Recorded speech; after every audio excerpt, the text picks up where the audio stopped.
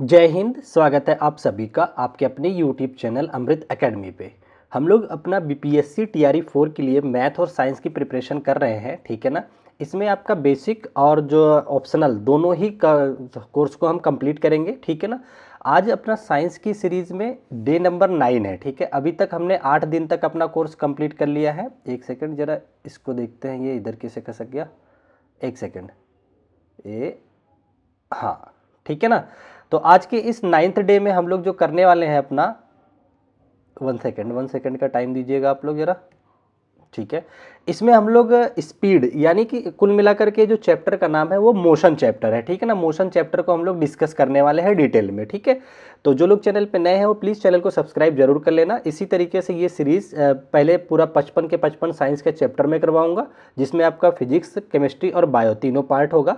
और उसके बाद फिर लगातार मैं प्रीवियस ईयर और जो गैसिंग क्वेश्चन है उन सारी क्वेश्चन की प्रैक्टिस कराऊंगा, ठीक है ना। तो चलिए बिना टाइम वेस्ट किए आज की क्लास को आगे बढ़ाते हैं और चैनल को सब्सक्राइब जरूर कर लीजिएगा, ठीक है।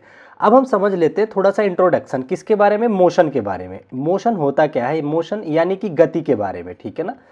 गति देखा जाए तो एक तरह से जैसे समय के साथ किसी वस्तु की स्थिति में परिवर्तन को कहा जाता है। मतलब जैसे अभी देखिए ये पेन है, मान लो कुछ सेकंड हो रहे हैं इस पे, ये पेन एकदम स्थिर अवस्था में, 1 सेकंड में मैंने इसकी स्थिति को मोशन यहाँ से स्थिति को क्या किया, चेंज कर दिया, हटा दिया। तो जो समय लगा और स्थिति में परिवर्तन हुआ उसी को बोला जाता है क्या, मोशन बोला जाता है। इसी को गति बोलते हैं। देखिए गति क्या है, यहाँ पे साफ साफ लिखा हुआ है। देखिए ये सारा का सारा पीडीएफ मैं इसलिए लिखवा देता हूँ ताकि मैं आप लोगों को ये डॉक्यूमेंट्स फाइल आप लोगों को अपलोड करवा सकूँ, ठीक है। आपको ज़्यादा लिखना या कहीं से इधर उधर ढूंढना ना पड़े, इसलिए मैं सारा टाइप्ड फॉर्म में यहाँ रखता हूँ। बाकी आप कॉन्सेंट्रेट मेरे समझाने पर रहिएगा, ठीक है ना। चलिए देखिए सिंपल सा लिखा हुआ है, गति का अर्थ होता है किसी वस्तु की स्थिति का समय के साथ परिवर्तन, इतनी याद रखो, ठीक है ना। अब देखिए एक सापेक्ष गति भी होती है। सापेक्ष गति का क्या मतलब होता है, जैसे कई बार आप लोगों ने देखा होगा कि एक आदमी है, मान लो एक ट्रेन है, ठीक है ना। यहाँ पे आप बैठे हैं और एक आपका मित्र है, ठीक है ना। तो एक बंदा है ये प्लेटफॉर्म पे खड़ा हुआ है, ठीक है ना। तो क्या होता है जब ट्रेन चल रही होती है तो यहाँ पे जो खड़ा हुआ है वो व्यक्ति के अकॉर्डिंग तो आप दोनों ही क्या है, ट्रेन के साथ मोशन में है, स्थिति में आपके परिवर्तन आ रहा है, ठीक है ना। आप दोनों किस में आ रहे हैं, मोशन में आ रहे हैं। लेकिन वहीं अगर ध्यान से देखा जाए तो आपके कंडीशन में आप अगर देखें तो ये वाला आपका जो दोस्त है, ठीक है ना, ये आपको स्थिर दिखेगा। क्यों? क्योंकि आप एक ही प्लेटफॉर्म पे हो। तो कई बार जो होता है मोशन जो होता है वो हमें सापेक्षिक रूप से देखना पड़ता है। कोई चीज क्या होता है गति में है कि नहीं है, ये डिपेंड करता है कि आप किस परिप्रेक्ष्य में देख रहे हैं, ठीक है ना। तो इस तरीके से आपको आइडेंटिफाई कर पाएंगे कि ये मोशन में है कि नहीं है। तो एक तरह से सापेक्ष की बात करता है। इतनी बात समझ गए। स्थिति में परिवर्तन समय के साथ को हम लोग क्या बोलते हैं, मोशन कहते हैं, ठीक है ना। इतना सिंपल सा डेफिनेशन आई होप आपको समझ आ गया होगा। अब हम बढ़ चलते हैं इसके आगे टॉपिक पे। जिसको पढ़ना है स्क्रीनशॉट ले सकता है या आप कमेंट कीजिएगा। जो लोग टेलीग्राम से नहीं जुड़े हैं तो मैं आप लोगों को टेलीग्राम का लिंक यहाँ पे कमेंट सेक्शन में पिन कर दूंगा, तो आप टेलीग्राम को ज्वाइन कर लेना। वहाँ पे ये पूरी की पूरी पीडीएफ इसी तरीके से पेन चली हुई मैं अपलोड कर देता हूँ, ठीक है ना। चलिए अब देखिए गति तो हमने समझ लिया क्या होता है, स्थिति परिवर्तन समय के साथ गति कहलाती है, ठीक है ना। अब इसी के आधार पर इसके कुछ प्रकार होते हैं। तो सबसे पहले हम बात करते हैं यूनिफॉर्म मोशन यानी कि समान गति। अब समान गति क्या होती है, देखो मैं अगर बताऊं, जैसे मान लो ये एक सड़क है, ए से लेकर के बी तक सड़क है, ठीक है ना। एक से लेकर के बी तक ये रास्ता है। अब आपने क्या काम किया, मान लो यहां से अपनी कार स्टार्ट की अप और निकल दिए, ठीक है ना। आप चल रहे हैं, पहले 5 मिनट में आपने डिस्टेंस ट्रेवल किया, मान लीजिए कि 1 किलोमीटर आपने डिस्टेंस ट्रेवल किया 5 मिनट में। अगला फिर 5 मिनट आया, फिर आपने 1 किलोमीटर का डिस्टेंस ट्रेवल कर लिया 5 मिनट में। फिर 5 मिनट आया, फिर आपने 1 किलोमीटर का डिस्टेंस ट्रेवल कर लिया। आप अगर ध्यान से देखें हर एक टाइम सेम टाइम इंटरवल में, मतलब समान समय अंतराल में आप जो दूरी तय कर रहे हैं वो समान दूरी तय कर रहे हैं। अगर आप इस तरह से गति करते हैं तो उसी को बोला जाता है समान गति, एक समान गति या फिर यूनिफॉर्म मोशन, ठीक है। बात समझ गए। समान समय अंतराल में समान डिस्टेंस ट्रेवल करने को हम लोग क्या बोलते हैं, यूनिफॉर्म मोशन, एक समान गति। यहाँ पे जो सारा कुछ लिखा हुआ सब कुछ यही बातें लिखा हुआ जो मैं समझा रहा हूँ, ठीक है ना।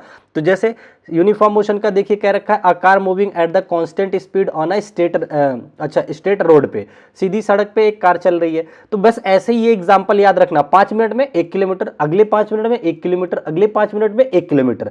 इसी तरीके से अगर आप चल रहे हैं तो इस गति का क्या नाम दे दोगे आप? यूनिफॉर्म मोशन, यानी कि एक समान गति। ठीक है ना, इतनी बात हो गई। ये सारी चीजें यहाँ रिटन फॉर्म में भी है, समझा देता हूं मैं आपको, जब रिवीजन करना होगा तो ये लिखा हुआ चीजें पढ़ लेना। ठीक है ना, एक चीज समझ गए। अब दूसरी बात आ जाती है, नॉन यूनिफॉर्म मोशन, यानी कि असमान गति। अब असमान गति का क्या मतलब हो गया? मान लीजिए वही सड़क है ए से बी, ठीक है ना, ये रहा ए से बी पे आप चल रहे हैं, ये आपकी कार है। ठीक है ना, देखिए कार वार तो मुझे बनाना नहीं आता, ये आपकी कार है। ठीक है ना, अब आप चल रहे हैं, पहले 5 मिनट पे आपने चला 1 किलोमीटर दूरी, अगला जैसे ही 5 मिनट आया, ठीक है ना, तो आपने 1.5 किलोमीटर दूरी ट्रेवल कर लिया। अगला 5 मिनट आया, आपने कितना दूरी ट्रेवल किया? 2 किलोमीटर आपने चल दिया, ये किलोमीटर लिखते चलो, ठीक है ना, 2 किलोमीटर दूरी तय कर लिया। फिर अगले 5 मिनट में पता चला आप 3 किलोमीटर चल लिए। मतलब समय अंतराल तो हमेशा समान है, 5-5 मिनट का समय अंतराल आप काउंट कर रहे हैं। क्या इस समय अंतराल में दूरी समान है? आप कहेंगे जी नहीं समान है। पहले 5 मिनट में तो आपने 1 किलोमीटर दूरी तय किया, अगला 5 मिनट आते ही आप 1.5 किलोमीटर ऐड दिया, स्कूटी मान लो चला रहे हो, फिर अगला 5 मिनट आया तब तो 2 किलोमीटर भगा दिए। तो आपने क्या किया ना, आपकी जो टाइम समय अंतराल तो सेम रहा, लेकिन जो दूरी आप ट्रेवल कर रहे हैं वो असमान हो गई। तो इसी को बोलते हैं असमान गति। ठीक है ना, या फिर नॉन यूनिफॉर्म मोशन बोला जाता है। अब भूलोगे तो नहीं, समझ आ गया? डेफिनेशन क्या होगी? समान समय अंतराल में, देखिए समय अंतराल समान दोनों में बोला जाएगा, यहां समान समय अंतराल में असमान दूरी तय करना होता है नॉन यूनिफॉर्म, यानी कि असमान गति। अगर समान समय अंतराल है और समान दूरी भी चल रहे हैं तो समान गति। दो बातें समझ गए? चलिए यहां पे भी एग्जांपल देखिए, बस वगैरह है जैसे चलती है, आप स्कूटी चलाते हैं, तो ये सारा एग्जांपल है, ये आप पढ़ सकते हैं। बस मेरा मकसद यहाँ पे समझाना है, और आप लोगों को बिल्कुल पेड क्लास की तरह सब कुछ मैं करवा रहा हूँ। कंटेंट भी दोनों लैंग्वेज में लिखवा रहा हूँ, वो सारा कुछ फ्री में दे रहा हूँ। तो आप लोग इस चीज़ का फ़ायदा जरूर उठाएं, और उस बच्चे तक जरूर शेयर कर देना जो वाकई में नीडी है, जो किसी का कोर्स नहीं खरीद पा रहा है और उसको लगता है कि वो पढ़ना चाह रहा है, तो उस तक जरूर को इसको पहुँचा देना। ठीक है ना, मैं ऐसे लोगों के लिए ही दिया ये अपना जो कोर्स चला रहा हूँ। ठीक है ना, बाकी जो लोग टाइम पास वाले हैं उन तक मत भेजना चैनल, कोई दिक्कत नहीं है। ठीक है, चलिए तो इतनी बात समझ में आ गई। देखिए यहाँ पे सब लिखा हुआ, यदि कोई वस्तु समान समय अंतराल में असमान दूरी तय करती है तो उसे असमान गति कहते हैं। जैसे कोई बस जो कभी धीमी और कभी तेज होकर के चल रही होती है। इतनी बात समझ गए? अच्छा, अब हम आ जाते हैं तीसरा टाइप इसका, ठीक है, रेक्टिलिनियर मोशन की बात कर लेते हैं, यानी कि रेखीय गति। अब रेखीय गति क्या कहता है? जब कोई वस्तु सीधी रेखा में गति गमन करता है। जैसे अगर ये सीधी सड़क है, आप यहाँ से मान लीजिए आप गाड़ी में बैठे हैं, यहाँ से जा रहे हैं, ठीक है ना, एकदम स्ट्रेट लाइन आप चले जा रहे हैं, सीधी से रेखा में गति करते हैं, तो इसको बोला जाता है स्ट्रेट लाइन मोशन। ठीक है ना, जैसे ट्रेन मूव करती है स्ट्रेट लाइन मोशन ट्रैक पे, ठीक है ना, कभी कभी आप घर से बाहर निकलते हैं, हाईवे पकड़ते हैं, तो भी आप स्ट्रेट लाइन मोशन गति करते हैं। ठीक है ना, तो एक ही दिशा में गति करना क्या कहलाता है? रेखीय गति कहलाता है। सिंपल सी बात है। देखिए यहाँ पे सब लिखा हुआ है, जब कोई वस्तु एक सीधी रेखा में गति करती है तो इसे रेखीय गति कहा जाता है। ठीक है ना, चलिए तो छोटे छोटे डेफिनेशंस हैं ये। देखिए ये बेस क्लियर करना बहुत ज़्यादा इंपॉर्टेंट हो जाता है। अगर जब आप बेस क्लियर कर लेंगे ना, उसके बाद आप चाहे टेस्ट लगाइएगा, चाहे मेन एग्जाम में बैठिएगा, फिर देखिएगा इसका बेनिफिट कितना मिलता है आपको। ठीक है ना, चलिए देखिए सीधी ट्रैक पर चलती हुई ट्रेन वगैरह, ये सारे एग्जाम्पल आपने समझ लिया। अच्छा, अब क्या हो गया? अगला जो टाइप आ जाता है वृत्तीय गति। ठीक है ना, यानी कि सर्कुलर मोशन क्या होता है? सर्कुलर मोशन का मतलब हो जाता है जब कोई वस्तु वृत्ताकार पथ पर चलती है। मतलब वृत्त तो जानते हैं ना, सर्कल। वृत्त का मतलब होता है एक फिक्स पॉइंट से ये डिस्टेंस यहाँ पे बांध दी जाए रस्सी एक तरह से। अगर आप इस तरीके की मोशन करते हैं तो इसको बोला जाता है क्या?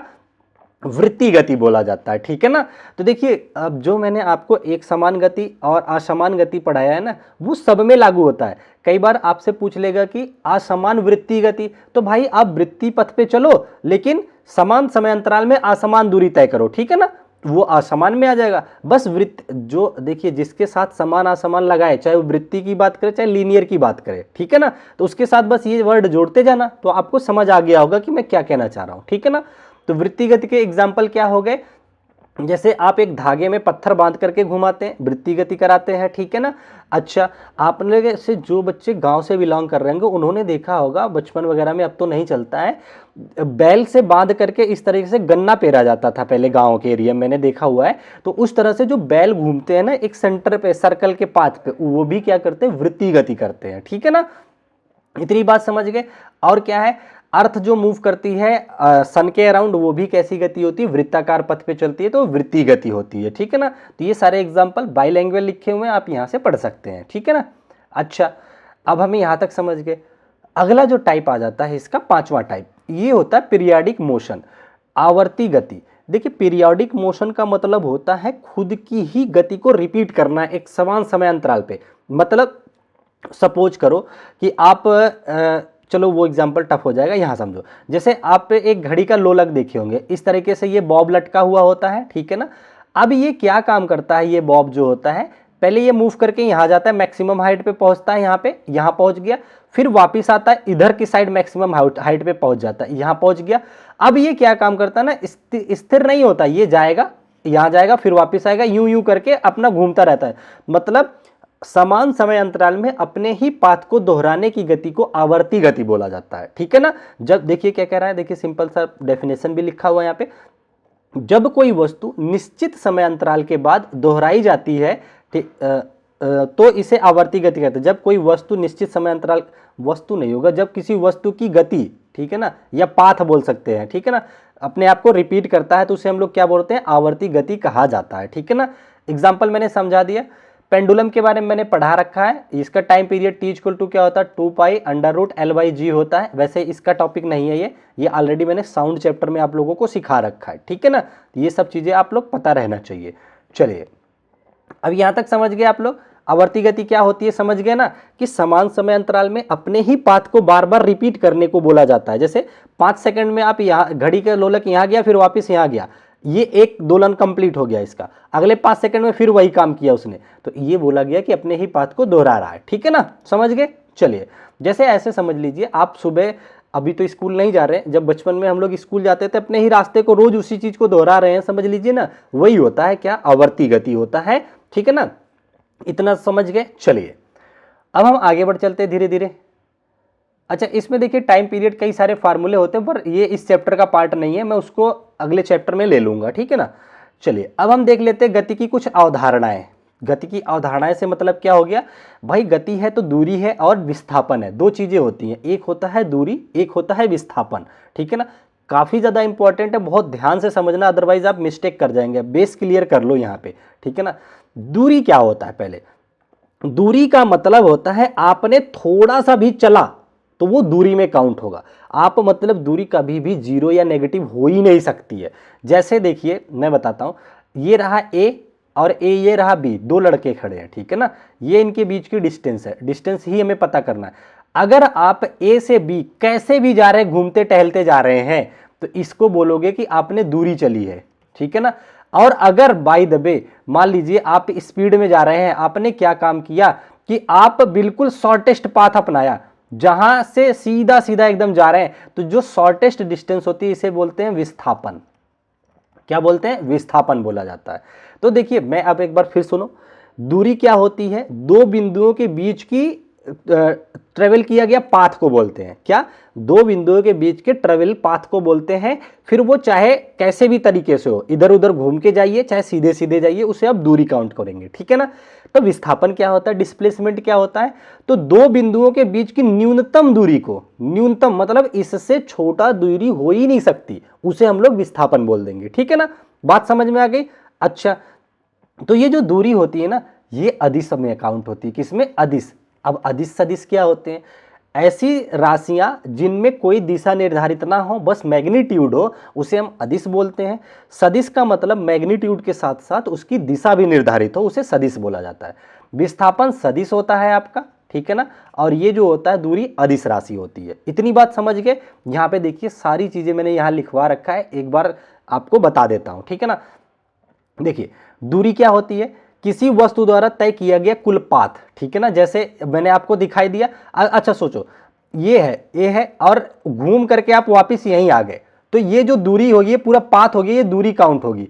लेकिन इस कंडीशन में विस्थापन कितना होगा, तो ए से ए पे ही आना, इसका मतलब न्यूनतम दूरी इनके बीच की क्या हो गई, शून्य हो गई। तो विस्थापन भी क्या हो जाता है, डिस्प्लेसमेंट क्या हो जाता है, जीरो हो जाता है। ठीक है ना, इतनी बात समझ गए। तो दूरी का कॉन्सेप्ट क्लियर हो गया ना, कि ट्रेवल किया गया पूरा पाथ, पूरा, अरे भाई आप अपने घर से स्कूल जाते थे ना, जो भी रास्ता चलते थे वो सब दूरी में काउंट होगा, इतना समझ लीजिए। ठीक है ना। अच्छा, और ये क्या होती है, एक अदिश राशि होती है। इंपॉर्टेंट पॉइंट है, नोट कर लेना कि दूरी एक अदिश में काउंट होती है। Distance is a scalar quantity. ठीक है ना। ठीक है, अगला टॉपिक विस्थापन मैंने बताया ना। देखिए, इनिशियल पॉइंट से एंड पॉइंट के बीच की न्यूनतम मतलब शॉर्टेस्ट पाथ, सीधी दूरी को बोला जाता है क्या, विस्थापन। और ये कैसी राशि है, सदिश राशि है। दो बातें क्लियर हो गई, वेरी गुड, यहां तक किसी को कोई दिक्कत नहीं। इसमें एक बात और नोट कर लो, इसमें भी नोट कर लो, जो दूरी होती है कभी भी जीरो नहीं होती है। नेवर विल बी क्या, जीरो, कभी भी शून्य नहीं होती, ना ही नेगेटिव होती है, ये काट देना। पर डिस्टेंस विस्थापन जो होता है ये शून्य भी हो सकता है। कैसे, जैसे वृत्ति पथ पे अगर कोई व्यक्ति वापस उसी रास्ते पे आ जाता है, उसी जगह पे आ जाता है, तो यहाँ पे डिस्प्लेसमेंट जीरो होता है। कुछ कंडीशन में नेगेटिव भी हो जाता है, पर ये जीरो वाला कॉन्सेप्ट बार बार पूछा जाता है। ठीक है ना, क्या याद रखोगे, विस्थापन जीरो भी हो सकता है, विस्थापन सदिश होता है, और क्या होता है, विस्थापन नेगेटिव भी हो सकता है। दूरी क्या है, दूरी कभी भी, अच्छा एक बात बताओ, क्या सभी प्रकार की दूरी विस्थापन हो सकती है, जवाब दीजिएगा। ठीक है ना, तो देखिए मैं आपको बताता हूं, दूरी जो है वो विस्थापन जो है दूरी बन सकती है, विस्थापन दूरी बन सकती है, पर दूरी विस्थापन बने ये जरूरी नहीं होता है। मैंने क्या बोला, डिस्प्लेसमेंट जो है क्या बन सकता है, डिस्टेंस बन सकता है, डिस्टेंस बन सकता है, लेकिन सारी डिस्टेंस डिस्प्लेसमेंट नहीं बन सकती है। ठीक है ना, मैं इसको समझाने की कोशिश करता हूं, क्योंकि यहाँ पे बच्चे लोग कंफ्यूज होते हैं, ये समझ लीजिए क्या है। ठीक है ना, जैसे मान लीजिए ए से बी आपको जाना था, ऐसे चले गए, अब यही जो है इसकी दूरी भी हो गई, एक से बी तक का रास्ता जो आपने चला, और यही शॉर्टेस्ट पाथ है, तो यही विस्थापन भी हो गया। तो विस्थापन और दूरी कभी कभी समान भी हो सकती हैं, लेकिन हमेशा नहीं होती हैं। ठीक है ना, तो ये बात आपको क्लियर होना चाहिए, समझ गए। चलिए आगे बढ़ चलते हैं, अब बात कर लेते हैं वेग और चाल। तो जैसे मैंने आपको दो चीजें बताई हैं, क्या, दूरी और विस्थापन, उसी के कंपैरिजन में आपको याद रखना है क्या, वेग और चाल। जब बात होगी चाल की तो आप याद रखोगे दूरी वाले वर्ड को, जब बात होगी वेग की तो आप याद रखोगे विस्थापन वाले वर्ड को। ठीक है ना, तो चाल बराबर क्या होता है, चाल बराबर होता है, दूरी याद रखना, दूरी बटा समय। क्या होता है, चाल बराबर होता है दूरी बटा समय। अगर हम विस्थापन की यानी वेग की बात करें, वेग आते ही आपको क्या याद आ गया, विस्थापन, तो डिस्प्लेस मतलब विस्थापन बटा समय, ये याद रखोगे ना। तो क्या जोड़ के रखना है, चाल मतलब दूरी से रिलेशन, वेग मतलब विस्थापन से रिलेशन। तो इन दोनों की अगर मैं सदिश और अदिश आइडेंटिफाई करना चाहूं तो बताओ, चाल सदिश होगा कि अदिश होगा, तो आप बोलना चाल रिलेटेड है दूरी से, और मैंने आपको बताया कि दूरी अदिश है, तो भाई जब दूरी अदिश है तो चाल भी अदिश ही होगी। ठीक है ना, ये बात समझ आ गया। देखिए, चाल बराबर दूरी बटा समय, ये अदिश राशि है। ठीक है ना, क्यों, क्योंकि भाई जब दूरी ही अदिश है तो उससे जो बना हुआ फार्मूला है वो भी अदिश हो गया। ठीक है ना, तो वेग क्या होगा, वेग हो गया आपका विस्थापन बटा समय। तो जब विस्थापन सदिश था तो वेग भी आपका सदिश हो गया। ये दोनों पॉइंट से डायरेक्ट क्वेश्चन बनते हैं, तो आप लोग इस चीज को क्लियर कर लेना। ठीक है ना, तो वेग समझ में आ गया, विस्थापन समझ में आ गया। ठीक है, इतनी बात समझ में आ गई। देखिए, इनिशियल वेलोसिटी, फाइनल वेलोसिटी, ये सारी चीजें फार्मूले के माध्यम से अभी बता दूंगा, बहुत छोटी छोटी बातें हैं। ठीक है ना, आप सारे के सारे साइंस बैकग्राउंड से, बस आपको एक बार सारी चीजें जगा के वापस लेने का मेरा पर्पज है। ठीक है ना, चलिए अब हम बात कर लेते हैं क्या, एक्सीलरेशन की। एक्सीलरेशन क्या होता है, देखिए जैसे मान लीजिए आप अपनी बाइक पे ट्रेवल कर रहे थे, देखिए मेरे से तो ड्राइंग नहीं बनती, आप अपनी बाइक पे बैठे बैठे ट्रेवल कर रहे थे। ठीक है, तो आपने क्या किया, आपने देखा होगा एक्सीलेटर लगा होता है बाइकों में, यहाँ पे भी, बाइक में भी, गाड़ी में भी, हर जगह क्या होता है, एक्सीलेटर लगा होता है। आप क्या करते हैं, ऐंठते हैं। ठीक है ना, मतलब आप मान लीजिए 10 किलोमीटर पर घंटे की स्पीड से चले जा रहे थे, बीच में आपने क्या किया, एक्सीलरेटर को ऐंठ दिया। अब जब एक्सीलरेटर को ऐंठ दिया तो समय, जो ऐंठने में आपको समय लगा, और जो वेग, जो वेलोसिटी 10 से बढ़कर के 15 हो गई, तो जो समय अंतराल लगा, ठीक है ना, तो आपका त्वरण क्या हो गया, change in velocity in given time में, ठीक है ना, मतलब दिए हुए समय में वेलोसिटी को आपने जो बढ़ा दिया है उसी को बोला जाता है एक्सीलरेशन, ठीक है ना। देखिए किसी वस्तु के वेग में समय के साथ परिवर्तन की दर को त्वरण कहा जाता है, समझ गए। तो एक्सीलरेशन क्या हो गया, जैसे मैंने बताया ना, आप 15 की स्पीड में चल रहे थे, आराम से चल रहे थे, आपने हन्न करके एक्सीलरेशन दिया, ठीक है ना, स्पीड बढ़ गई, 15 से 20 चली गई, तो ये ऐठने में 15 से 20 तक पहुंचने में जो समय लगा उससे नीचे भाग दे देना और जितना चेंजेस आया उसको डिवाइड कर दोगे तो वो क्या बन जाता है, त्वरण। सिंपल सी परिभाषा हो गई, ठीक है ना। तो त्वरण क्या होता है, एक्सीलरेशन क्या होता है, गाड़ी में जैसे एक्सीलरेटर बढ़ाते हो, लेकिन एक बात ये भी याद रखना, हर बार एक्सीलरेशन बढ़ाया ही नहीं जाता। कई बार आप बहुत स्पीड, मान लो 50 की स्पीड पे चल रहे थे और आगे कोई जानवर आ जाता है तो आप नेगेटिव एक्सीलरेशन भी दिखाते हैं, क्या एक्सीलरेटर को छोड़ करके डाउन कर देंगे तो क्या होती है, गाड़ी आपकी स्लो हो जाती है, ठीक है ना। तो उसे बोला जाता है रिटार्डेशन या फिर नेगेटिव एक्सीलरेशन। उसमें क्या होता है कि वेग परिवर्तन की दर नेगेटिव में हो जाती है, बस, ठीक है ना। इतनी बात समझ में आ गया, अच्छा, वेरी नाइस। तो इसका बहुत ज़्यादा डिफिकल्ट तो नहीं लगा ना, एक्सीलरेशन क्या होता है समझ गए ना। किसी वस्तु के वेग में समय के साथ परिवर्तन की दर को हम लोग त्वरण बोलते हैं। समय आपने 5 सेकंड में क्या किया, स्पीड को 15 से 20 कर दिया तो वो आपके चेंजेस को क्या बोल दोगे, त्वरण हो गया, ठीक है ना। तो ये देखिए, यदि वेग बढ़ता है तो त्वरण धनात्मक होता है जिसको एक्सीलरेशन बोलते हैं। यदि वेग आपने घटा दिया, ब्रेक लगा दिया, तो त्वरण जो होता है मतलब कि एक्सीलरेशन ऋणात्मक होता है जिसको रिटार्डेशन बोला जाता है। तो ये बात आप याद रखेंगे, ठीक है ना। इसकी यूनिट भी क्या होती है, मीटर पर सेकंड स्क्वायर होती है, ये भी डायरेक्ट पूछ लिया जाता है, तो ये भी आप याद रखोगे कि त्वरण की यूनिट क्या होती है, मीटर पर सेकंड स्क्वायर, ठीक है ना। अच्छा अच्छा, ये स्पीड की बताया तो नहीं, स्पीड हो गया या वेलोसिटी हो गई, इंग्लिश भी जान लो। चाल या फिर वेग, दोनों की यूनिट क्या होती है, मीटर पर सेकंड होती है, ये भी याद रखना। मैं जो वर्ड बोल रहा हूं वो याद रखना, बाकी सारी बातें यहां लिख के भी दिलवा रहा हूं आप लोगों को, ठीक है ना। चलिए, तो एक्सीलरेशन समझ गए, चलिए कोई बात नहीं। अब हम आ जाते हैं, देखिए, गति के समीकरण से। हमने आपको क्या क्या पढ़ाया, आपको मैंने मोशन पढ़ाया और मोशन के टाइप पढ़ाया, ठीक है ना। अब उसके बाद मैंने त्वरण पढ़ा दिया, ठीक है ना। अब इन सारे को रिलेशन बना करके गति के कुछ समीकरण दिए गए हैं, ठीक है ना। बेसिकली जो गति के समीकरण हमें पढ़ने होते हैं वो पढ़ने होते हैं 3 समीकरण, ठीक है ना। इनके नाम भी गति का प्रथम, द्वितीय, तृतीय समीकरण से है, ठीक है ना।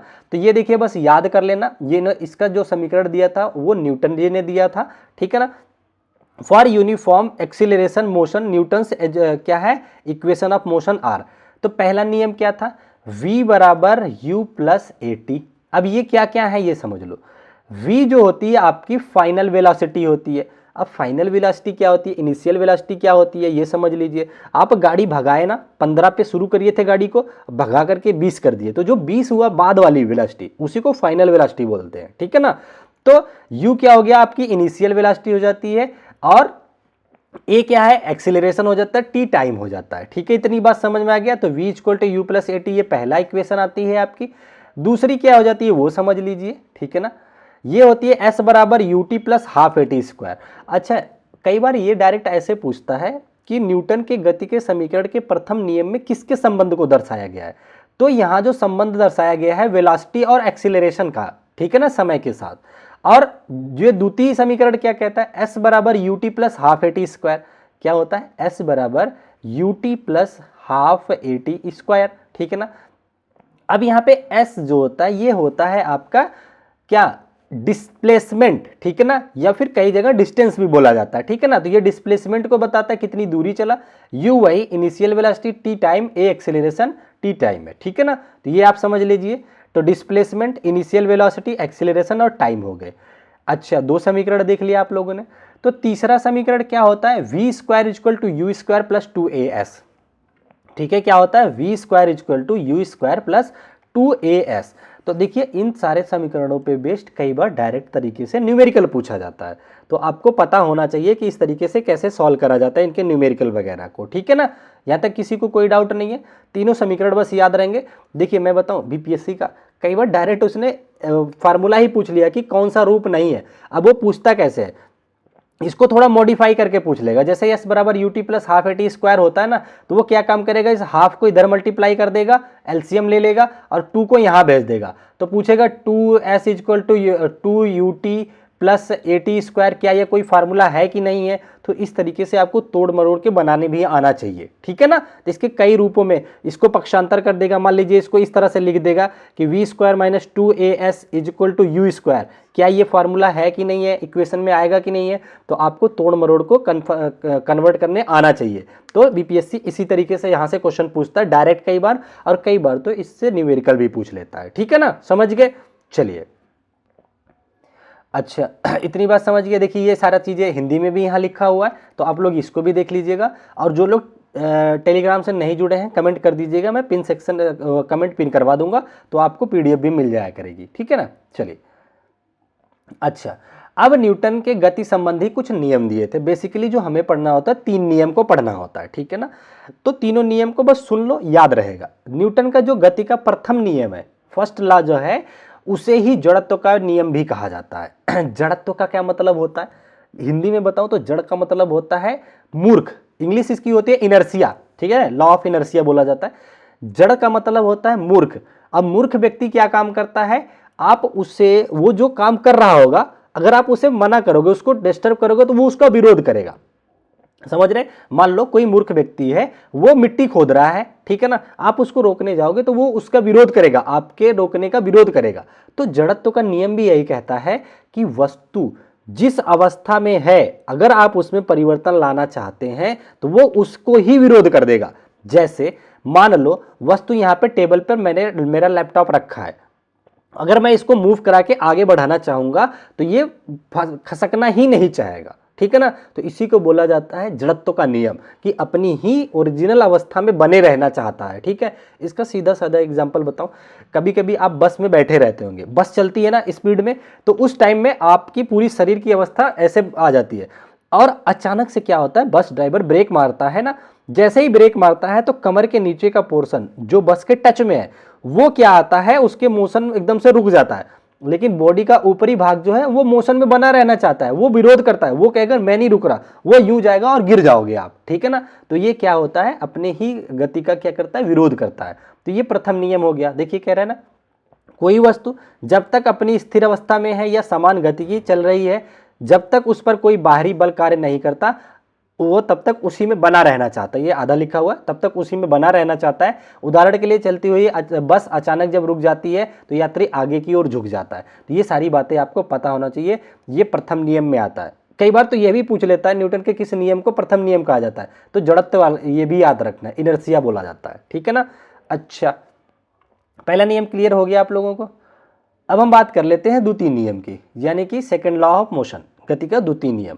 ये क्या काम कहता है कि सिंपल सा याद रखो, F = ma। यही इसका द्वितीय नियम ही है कि किसी वस्तु पर कार्य करने वाले बल उसके द्रव्यमान और त्वरण के गुणनफल के बराबर होता है। द्रव्यमान मतलब मास हो गया, a मतलब त्वरण हो गया, तो F = ma हो गया। यही इसका नियम भी है, यही याद रखना है, ठीक है ना। चलिए आगे बढ़ चलते हैं, गति संबंधी तृतीय नियम। गति का जो तृतीय नियम होता है इसे क्रिया प्रतिक्रिया का नियम भी कहा जाता है, ठीक है ना। तो क्रिया प्रतिक्रिया के नियम क्या कहता है कि जब आप किसी वस्तु पर आगे की तरफ बल लगाएंगे तो वो वस्तु भी समान बल आपको दूसरी डायरेक्शन में लगाएगा, ठीक है ना। मतलब क्या है, जैसे मान लीजिए मैं आपको एक चांटा मारता हूं, तो आप मेरे हाथ से आपके गाल पे भी चांटा लगेगा, उतना ही बल आपका गाल भी मेरे हाथ पे भी अप्लाई करेगा, ठीक है ना। ये समझ लीजिए। तो ये होता है क्रिया प्रतिक्रिया का नियम, ठीक है ना। देखिए क्या कह रहा है, प्रत्येक क्रिया के बराबर और विपरीत दिशा में एक प्रतिक्रिया होती है। उदाहरण के लिए जैसे बंदूक से गोली चलाने पर बंदूक का पीछे की ओर झटका देना। कभी आप गन चलाएंगे, अभी तो नहीं चलाए होंगे, कभी चलाएंगे, तो जब आप गोली आगे निकलती है ना तो बंदूक पीछे की तरफ झटका मारती है, ठीक है ना। क्रिया प्रतिक्रिया के नियम पे ही जो वो होता है, वो रॉकेट होता है, वो भी काम करता है। तो उसमें क्या करते हैं, रॉकेट जो है धरती पे, अर्थ पे क्या करता है, बहुत जोर से प्रेशर मारता है नीचे की तरफ, तो अर्थ उसे बराबर प्रेशर ऊपर की तरफ मारती है, तो क्या होता है, रॉकेट एकदम बूम करके उड़ जाता है, ठीक है ना। और ये भी दे जान लो, जैसे हम लोग रनिंग करते हैं ना, तो हम लोग अर्थ को क्या करते हैं, पीछे की तरफ धक्का मारते हैं, तो अर्थ हमें आगे की तरफ धक्का मारती है, तो इसलिए हम दौड़ पाते हैं, ठीक है ना। तो कई बार जो ये देखिए गति के तृतीय नियम से क्वेश्चन क्या बनता है, रियल लाइफ एग्जांपल से बनता है कि बंदूक की गोली कैसे काम करती है, कौन सा नियम काम करता है, ठीक है ना। या फिर आपसे पूछ लेगा ये जो आपका, अभी क्या नाम लिया मैंने, रॉकेट रॉकेट किस पे काम करता है, तो ये सारी चीज़ें गति के तृतीय नियम पे काम करते हैं, ठीक है ना। तो आई होप तीनों नियम आपको क्लियर हो गए। पहला नियम जड़त्व का नियम, मतलब एक समान गति या फिर स्थिर में परिवर्तन का विरोध करना। दूसरा नियम F=ma, मतलब लगाया गया बल मास और त्वरण के गुणनफल के बराबर। तीसरा नियम क्रिया प्रतिक्रिया का नियम। तीनों नियम याद रखोगे, वेरी नाइस। और आपको तीनों समीकरण भी बता दिया। आज लग रहा है कि एमसीक्यूज नहीं लग पाए हैं, ठीक है, कोई बात नहीं है, ये आज आखिरी स्लाइड थी। आई होप मैंने आप लोगों को थ्योरी अच्छे से क्लियर करा दिया। आज इसमें क्वेश्चन नहीं लगे हुए हैं, सॉरी फॉर दैट। मैं आप लोगों को प्रैक्टिस सेट में इसके सारे क्वेश्चन एक साथ ले लूंगा, ठीक है ना। 9 चैप्टर मैंने करा दिए। कल आपका 10वां चैप्टर होगा, ठीक है ना, जिसमें मात्रक से क्वेश्चन पूछता है, तो यूनिट मेजरमेंट से क्वेश्चन आता है, वो वाला चैप्टर ले लूंगा, उसके प्रीवियस ईयर क्वेश्चन ले लूंगा, ठीक है ना। फिजिक्स का पार्ट कंप्लीट हो जाता है जैसे, और ह्यूमन आई है वो भी करवा दूंगा, फिर केमिस्ट्री शुरू कर दूंगा। लगभग 14 चैप्टर के आसपास सब में होते हैं। कुल मिला के अगर मैं बताऊं तो लगभग 55 चैप्टर आप मान के चलो। साइंस में अगर आप एक बार बेस क्लियर कर लेते हैं, फिर प्रैक्टिस सेट में सारे जहां से भी क्वेश्चन बनते हैं सब करवाऊंगा, ठीक है ना। तो आज की वीडियो यहीं तक रखेंगे, ठीक है ना। आज अपने पास क्वेश्चन नहीं है, सॉरी अगेन, ठीक है ना। मैं कोशिश करूंगा आगे से ये ऐसी चीज़ें ना हो, ठीक है। फिर मिलेंगे आप लोगों से नेक्स्ट वीडियो में। वीडियो कैसी लगी 2 शब्द जरूर लिख के जाना, और ज़रूरतमंद बच्चों तक ये वीडियो जरूर पहुंचा देना, ठीक है ना। मैं जैसे आप लोगों के लिए फ्री में कर रहा हूं, तो आप लोग भी थोड़ा सा सपोर्ट कर सकते हैं, ठीक है। तो आज की क्लास यहीं तक, फिर मिलेंगे आप लोगों से नेक्स्ट क्लास में। तब तक के लिए आप अपना ध्यान रखें। Bye bye, take care, thank you so much. जय हिंद, जय भारत।